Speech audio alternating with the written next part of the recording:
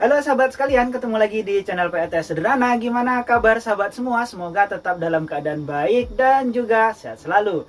Oke sahabat, di kesempatan kali ini saya akan sepil ataupun memperlihatkan sistem PLTS yang sudah saya punyai selama ini. Namun sebelum saya sepil, jangan lupa untuk di like dulu video ini, dan bagi sahabat yang baru berkunjung silahkan di subscribe dahulu.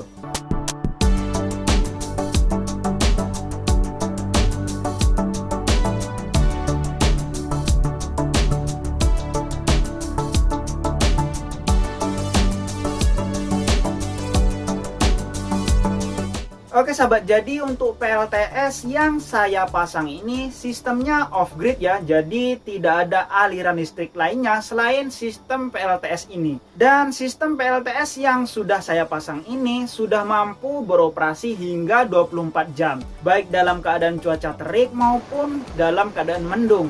Nah, biasanya saya menyiasati ketika mendung bebannya itu agak dikurangi. Ya misalnya ketika cuaca sedang terik, itu saya masak 2 kali, maka ketika musim mendung itu saya nggak masak menggunakan rice cooker, saya masak menggunakan kompor saja.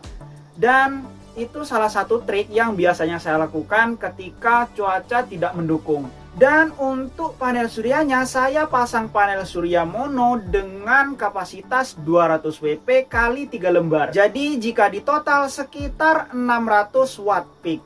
Kemudian untuk SCC-nya di sini saya menggunakan SCC MPPT 40 ampere dari merek QMR. Untuk tipenya ini Pokeeper 1240. Dan yang saya punya ini seri pertama ya, karena untuk MPPT ini ada yang versi barunya. Untuk tampilan displaynya memang antara versi lama dan versi baru sedikit berbeda, tapi untuk mesin dalamnya ini sama saja. Dan kemampuannya juga kurang lebih. Terus di sini saya menggunakan baterai. Ini baterai saya ya. Untuk baterai yang saya pasang ini adalah baterai lithium 4 dengan kapasitas 12 volt 200 Ah. Jadi di dalamnya ini ada 8 sel 100 Ah dengan konfigurasi 4S 2 paralel. Kemudian di sini saya menggunakan BMS Dali 100 ampere dan ditambahkan active balancer. Kemudian di sini saya menggunakan monitoring per voltase. Untuk namanya ini adalah baterai Voltec buzzer alarm. Jadi ketika voltasenya sudah di bawah, kita bisa mengatur kapan buzzernya bunyi. Ya, untuk memonitoring baterai per selnya gitu. Untuk inverternya saya menggunakan inverter Kenika KCT 1K12 yang versi lama. Jadi untuk inverter Kenika KCT ini ada yang versi baru dan ada yang versi lama. Ada beberapa kelebihan dan kekurangan di versi baru dibandingkan yang versi lama, tapi untuk ketangguhannya menurut saya masih tangguh yang versi lama. Dan untuk bebannya di sini saya menggunakan beban sekitar 80 watt ya. Ini 7% 8% dari 1000 watt. Berarti sekitar 70 sampai dengan 80 watt saja untuk beban AC-nya. Sementara untuk beban DC-nya ya sekitar 0,5 ampere ya, sekitar 6 sampai 7 watt saja. Ini bebannya lampu DC. Saya pasang lampu DC 5 watt itu ada 3 buah. Kemudian ada juga yang lampu DC 10 watt itu 1 buah. Selain itu juga beban DC-nya saya pakai untuk router saya. Nah, untuk kabel dari panel surya menuju ke SCC saya menggunakan kabel serabut 6 mili dengan merek Jembo tipe NYAF. Kemudian untuk kabel dari SCC menuju ke inverter, di sini saya sambungkan dengan DCDU ya. Kemudian di sini saya sambungkan lagi kabel 25 mili yang nyambung ke baterai lithium 4. Untuk kabel dari baterai menuju ke inverter ini saya menggunakan kabel 25 mili juga ya. Dan tipenya ini tipe NYAF juga. Untuk mereknya sama, saya menggunakan merek Jembo. Dan ini sudah bertahun-tahun masih bagus, kuat, nggak ada kendala untuk kabelnya.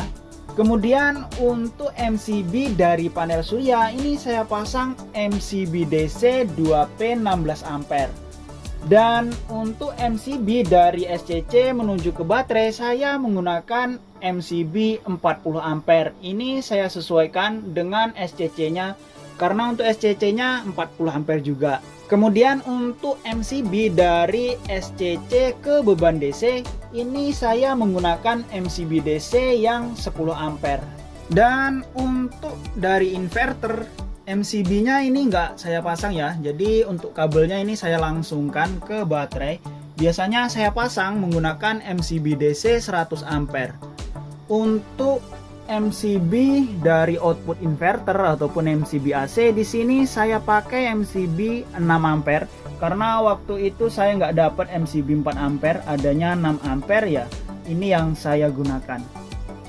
Untuk kabel dari inverter menuju ke beban ataupun ke output inverter saya menggunakan kabel 0,7 mili yang ini. Kemudian ada beberapa kabel sih, tapi ya ini nggak saya hitung ya. Untuk kabel yang ini kabel 2,5 mili serabut merek Supreme.